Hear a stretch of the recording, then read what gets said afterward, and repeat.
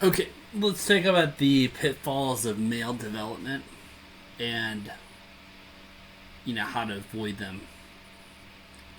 So generally, like consider like an 18-year-old male versus an 18-year-old female.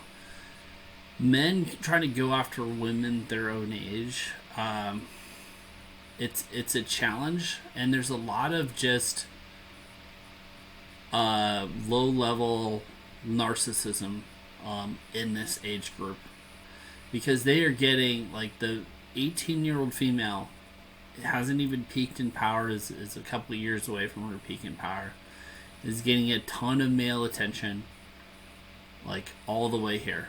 And her sexual marketplace power is like double what his is at 18. Even more than that, sometimes triple. Okay, so the women he wants and is after at his age, it's difficult to secure. Um, the question is at this age is, you can get a girl in your peer group. If she has genuine burning desire for it, you can get her before she gets a lot of bodies. Okay, minus that level of commitment, I would not really. I wouldn't be open to commitment at this age because you haven't even reached your peak power. Like, you're going to have many other opportunities in your mid 30s than you are at 18. That being said, a good woman is worth 1,000 whores, and that's a phrase you can really take to heart. Finding women at like their late 20s and 30s, and who knows what the hell's in their past, that's a hard proposition. That's a hard thing to swallow. So, again, perhaps levels of attraction brings this up, ambition. You can find a partnership, but again, I would not establish that unless it's genuine burning desire in your early 20s as a male. It can be an absolutely powerful thing. Like, she can combine with you financially, combine households, and you can be a quasi power couple. You could think about that. That being said, her power is pretty high at the early 20s, and so she could just get a taste of Chad over here, like her boss. There's risks involved here, and she may think she can exercise her power. Her ego can get away from her at this. She thinks, "Oh, my power never ends. You never get enough, etc." The reality of this context is her loyalty here buys your loyalty here. When she has other options and doesn't exercise them, that should actually you'd want to reciprocate later in life when you have more options and she's raising your kids, and she has less options. She's down here and you could be up here realistically. So if you have a girl the same age, that could be your mid 30s reality. That being said, her loyalty buys your loyalty. And you have to just internalize in context what this power dynamic is. She gets power first, and how she exercises it depends on her capacity of partnership. So for a long time, for 10 years, it's a hard competition market for women or for men. And we have to deal with the power differential, right? So if you're dating women your own age, she's going to be all through her 20s, her capacity to run circles around her experience level is exponentially larger than yours. And so we do have to learn about feminine nature. We have to learn about feminine psychology, where it just comes to her as far as understanding men. And there's likely by this point she gets super jaded and starts taking shit out on deltas and the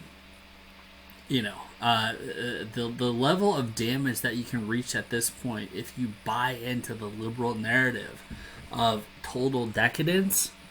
There a lot of times they're in denial of it. A lot of times they lose their capacity to cling around here because again having parabolic experiences and parabolic declines in power. And that's one thing like women have difficult deal with genetically is moving backwards. And a lot of times they don't even realize that they're on this power curve. Like it hits them by surprise. If you buy the Sex and the City narrative, then you think your power just goes on forever, and like this is the curve you're on, right? So you're headed to the moon in your early 20s. Well, I mean, that's just not genetic reality. That's never been the reality of the sexes. They say that beautiful women dies twice, and that's the nature of the given power. You have to just, that's the bargain you made. You're the first death and the second death, right? Like a lot of times you'll see Karens, right? Early 30s to 40s, right? They're used to this power up here. They come down here. Okay. But again, we have to learn about feminine nature in order to compete and defend ourselves. The other thing is like we may like women up here when we're in our mid 20s, right? And then we'll get their same. If they remain single at 30, you can get their attention, and you could say, "Hey, I didn't have your attention here, but now I have it here." And that's the does that mean that's a good choice? She has all this past. A beautiful woman single at 28, there's a problem. That's what a lot of dating coaches have said. And that's the reality. I mean, like her capacity to like, there you'll see a lot of women like that have a lot of dating history. Like it's a fast food boyfriend. I want this type. I want this type. I want this type. I feel like this type today. Blah blah blah.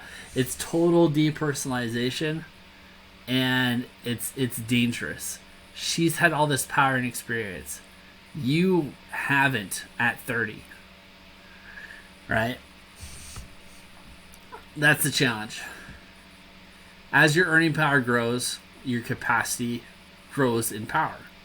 So you can find at mid 30s, you can find women being more attracted to you, which is surprising for men. Men tend to underestimate their value because of how long they spent in this goalie. And so they could be up here in actual value, but think that they're down here. And so, you have to get experience. A lot of men get fleeced at 30, divorced by 32. That's a pattern. When they married somebody 28. She's thinking about who she was up here. Meanwhile, she's down here. Divorce, get their money. Gets back on the market. Can still sleep with guys who are up here. Can't get commitment. And so it goes.